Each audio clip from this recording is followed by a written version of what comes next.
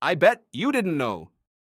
Right now, somewhere in the back of your mind, a small voice is asking if anyone has texted you back. You haven't looked in 11 minutes.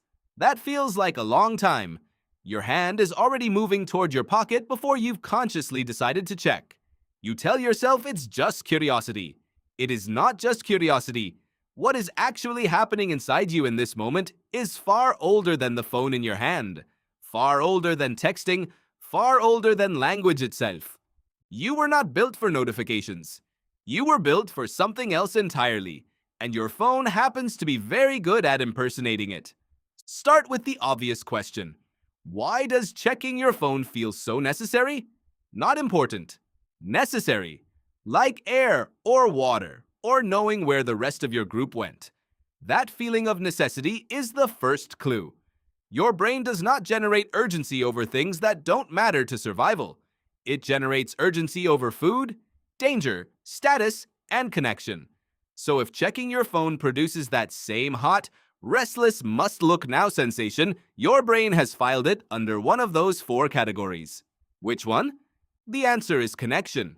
And to understand why connection produces this exact feeling, you have to go back roughly 2 million years, long before phones, before agriculture, before fire was even reliably controlled. For most of human history, you did not survive alone. A lone human on the African savanna, separated from the group, was not a free spirit. He was lunch. Anthropologist Robin Dunbar has spent decades studying the size and structure of early human social groups, and his research suggests that survival depended almost entirely on staying socially embedded within a band of around 50 to 150 people. Not just living near them, knowing them, tracking who was angry with whom, who had food to share, who might back you up in a conflict, who might not. This is not a soft social skill. This is the actual machinery of staying alive. So evolution did something clever. It built a brain that treats social information as urgent. Not optional, not a nice to have. Urgent, like hunger. If you didn't know what was happening in your group, you couldn't predict who would help you and who would let you die. The cost of being socially out of the loop was, quite literally, death. And brains that survived were the ones wired to feel anxious when that information was missing. That anxious feeling never went away. It just lost its original target. Here is where it gets interesting. Your phone did not invent this urge. It hijacked a system that was already running in the background of your mind for 2 million years, a system designed to monitor a tribe of 50 to 150 people. Except now, that monitoring system is plugged into a device connected to billions of people, all of them potentially sending you a tiny signal that something social has happened. A message, a like, a mention.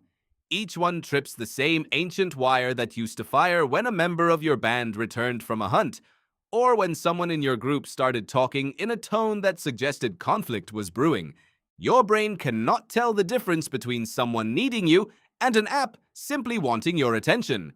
Neuroscientist Wolfram Schultz, working with primates in the 1990s, discovered something that would later explain a huge piece of this puzzle. He found that dopamine, the neurotransmitter everyone associates with pleasure, is not actually released most strongly when you receive a reward. It spikes hardest in anticipation of an uncertain one. Not knowing whether a lever pull would produce food caused far more dopamine activity than reliably getting food every time. The brain, it turns out, is not optimized to reward you for having something. It is optimized to make you crave finding out. This is precisely the design, intentional or not, of your phone's notification system. You don't know if there's a message. You don't know if it's good news or bad news, a friend or a stranger, something meaningful or something trivial. That uncertainty is not a flaw in the experience, it is the engine of it. Every time you unlock your phone, you are pulling the same lever a primate in Schultz's lab pulled, hoping this time the dopamine spike resolves into something. Have you ever noticed that a phone buzzing in someone else's pocket can make you reach for yours? That isn't a coincidence. That's the wire being touched by proxy. Psychologist Larry Rosen, who has researched technology and anxiety extensively, found that many people check their phones not because they expect something important, but because not checking produces a measurable spike in something close to dread. Rosen and his colleagues called this anxiety state nomophobia, the fear of being without your phone, and demonstrated that for many users, even brief separation from their device triggered physiological stress responses similar to those seen in other anxiety conditions. The phone itself had become inseparable from the feeling of social safety. Stop and consider what that means. Your nervous system has, in a sense, confused the device with the tribe. This is not a personal failing. This is not a willpower problem, and it is certainly not evidence that you are uniquely addicted or uniquely weak. It is what happens when an ancient survival system, finely tuned over 2 million years to treat social information as a matter of life and death, gets plugged into a machine engineered, whether by accident or by design, to deliver that exact signal every few minutes, indefinitely, for free. Your ancestors checked in on their tribe by listening for footsteps, by glancing toward the fire to see who was still awake, by noticing who hadn't returned from gathering food.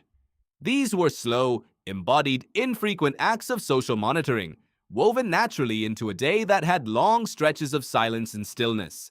Your phone offers an unlimited number of opportunities to perform that same act, compressed into seconds, available constantly, with no environmental cost. So why does it feel bad afterward? Why does endless checking leave you feeling more anxious, not less, even though it's supposedly satisfying an ancient need for connection? Because the ancient system was built around resolution. You checked in on your tribe and then you stopped, because you had your answer and you returned to whatever you were doing. Your phone removes the resolution. There is always another scroll, another refresh, another tiny chance that the next check will finally produce the social information your nervous system is straining for. The craving never fully resolves because the system was never designed for infinite, unresolved social signals arriving in an endless stream. It was designed for a small, knowable group, where eventually you simply knew where everyone stood. This is why putting your phone away can feel oddly similar to social withdrawal. Even when nothing in your actual life has changed, your nervous system briefly registers it as a step away from the group, the same nervous system that once meant something genuinely dangerous. None of this means you're broken or that you need to throw your phone into a river. It means you are a very old kind of animal, dropped into a very new environment, and your instincts are doing exactly what they were built to do: scan for social information and treat it as urgent. The tool changed. The wiring didn't. So tonight, when you feel that small pull toward your pocket, notice it for what it actually is. Not weakness, not a flaw, just an ancient survival instinct, 2 million years in the making, quietly mistaking a notification for the sound of someone returning to camp. If you learned something new, be sure to like and follow for more facts and stories.